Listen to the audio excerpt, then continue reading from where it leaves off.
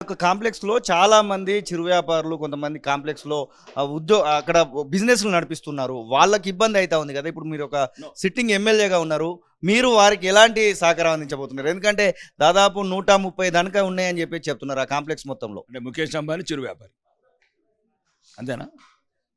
ముఖేష్ అంబానీ చిరు వ్యాపారి, KFC international multimillionaire billionaires చిరు వ్యాపారి మీ దృష్టిలో. మరి మీ మీడియా దృష్టిలో మరి ఆ రకంగా ఉన్నది ఎట్లా? మీ మీడియా వాళ్ళు కూడా చిరు వ్యాపారులు అయిపోయినట్టున్నారు. దయచేసి ఇప్పుడు దానిలో పనిచేసే వాళ్ళు చేసే వాళ్ళు ఎవరు ఉన్నారండి? ఎవరికి ఏం అన్యాయం జరగదు. ఆర్టిస్ట్ షాపింగ్ మాల్ చేస్తున్నాం, అందరికి ఇంకా భద్రత ఇస్తాము, ఇంకా జీతాలు పెంచుతాము, వీలైతే మల్టీనేషనల్ కంపెనీస్ని ఇన్వైట్ చేస్తాము, చేసి ఇంకా తక్కువ వద్దకి ఇస్తాము. ఎందుకంటే తన అద్దెలు తక్కువ చూపించి సంతానికి డబ్బులు వాడుకుంటున్నాడు. ఇప్పుడు ఇంతకుముందులా కాదు. ఈ 45 కోట్లు కట్టకపోతే చట్టబద్ధంగా చర్యలు తీసుకొని దాన్ని యాక్షన్ పెడతాము. వీలైతే యాక్షన్ పెట్టి ఆర్టీసీ సంస్థకు కనెక్ట్ చేసి ఆ అద్దెలతో కనెక్ట్ అయ్యి మేము ఏమనుకుంటున్నామంటే నిన్న సజ్జనర్ గారితో మాట్లాడడం జరిగింది. మొత్తం ఒక కార్పొరేషన్ తయారు చేసి ఒక 50 కోట్లు మా డబ్బు, అది ఆర్మూర్ వాళ్ళ డబ్బు, అదేదో రేవంత్ రెడ్డి డబ్బు అనుకున్నారు. ఆయన ఈ మధ్యన ప్రతి రూపాయి కూడా కొడంగల్ ఉండబోతున్నాడు. అది కూడా కాంప్లీట్ చేశాను నిన్ననే. ఎందుకంటే మా వచ్చిన అద్దె కూడా ఆయన ఈ రేవంత్ రెడ్డి కొడంగల్ ముఖ్యమంత్రి, ఈజ్ నాటే తెలంగాణ ముఖ్యమంత్రి, కొడంగల్ డబ్బు నేను డైరెక్ట్ రిటర్న్కి ఇచ్చాను. అది మా డబ్బు, అది మా ల్యాండ్, మా తాత ముత్తాతలు ల్యాండ్ అక్వేషన్లు ఇచ్చారు. అది ఆర్మూర్ ప్రజలకు చెందాలి. దాంతోపాటు వసూలన్నీ చేసి ఆర్మూర్లో మంచి మౌలిక వసతులు కావచ్చు, రవాణా వసతులు కావచ్చు, పేదలకు బస్ స్టాండ్లు, బాత్రూములు, ఒక ఇంటిగ్రేటెడ్ బస్ స్టాండ్ నిర్మించుకోవాలని ఒక ఆశ ఉంది. దాన్ని పూర్తి చేస్తానని కోరుకుంటున్నా. త్వరలో రాష్ట్ర ముఖ్యమంత్రిని కూడా కలుస్తాను ఆ విషయంలో.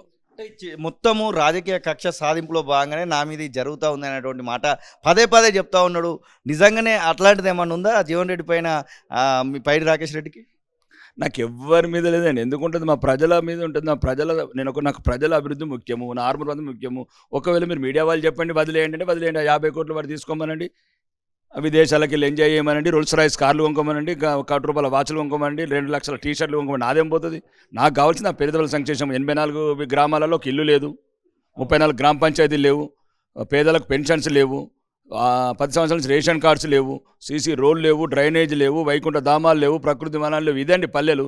ఎంతసేపు హైదరాబాద్ చుట్టూ తిరుగుతున్నారు ముఖ్యమంత్రి, కొత్త ముఖ్యమంత్రి, పాత ముఖ్యమంత్రి తిరిగినట్లు.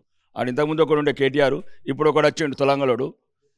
మీకు ఎంతసేపు హైదరాబాద్ ముఖ్యం దక్క తెలంగాణ ప్రజలు, ఎడ్డి ప్రజలు, గుడ్డి ప్రజలు, అమాయక ప్రజలు ఉన్న తెలంగాణ అవసరం లేదు.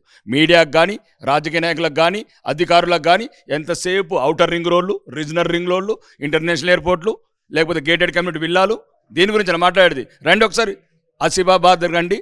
ఇప్పటికి కూడా ప్రసవ వేదన పడుకుంటా 5-6 కిలోమీటర్లు వాగులో నడుచుకుంటూ పోతున్నారు. చూస్తలేరా విలేకరులు? ఆదిలాబాద్ అన్ని టెలికాస్ట్ చేస్తున్నారు. ప్లీజ్, ఈ డబ్బు పల్లెలకు ఏరాలి.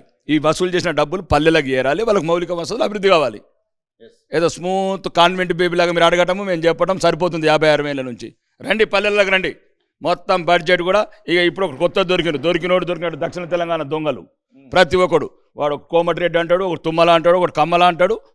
ఏం దోసుకపోవడానికి తెలంగాణ, మళ్ళీ తెలంగాణలో వర్షామాలు పెట్టి ఈరోజు సెక్రటరీ పోతే ఈ రోడ్డు పెడతారు, దక్షిణ తెలంగాణ రివ్యూ పెడతారు. మరి ఉత్తర తెలంగాణ ఎవరు పెట్టాలా? మా వాటా మాకు కావాలి. ఇట్లాంటివన్నీ వసూలు చేస్తాం. ఏదైతే ఇప్పుడు రాష్ట్ర బడ్జెట్ ఉందో 22,000 కోట్ల అప్పు తీసుకొచ్చాడో, మా అప్పు ఎంత తీసుకొచ్చాడు, మా వాట ఎంత ఉంది, బరాబర్ గిరిగీసి అడుగుతాం. ఎవడబ్బ సొమ్ము? అసలైన తొలి వెలుగు. ఫాలో వాట్సాప్ @తొలి వెలుగు official.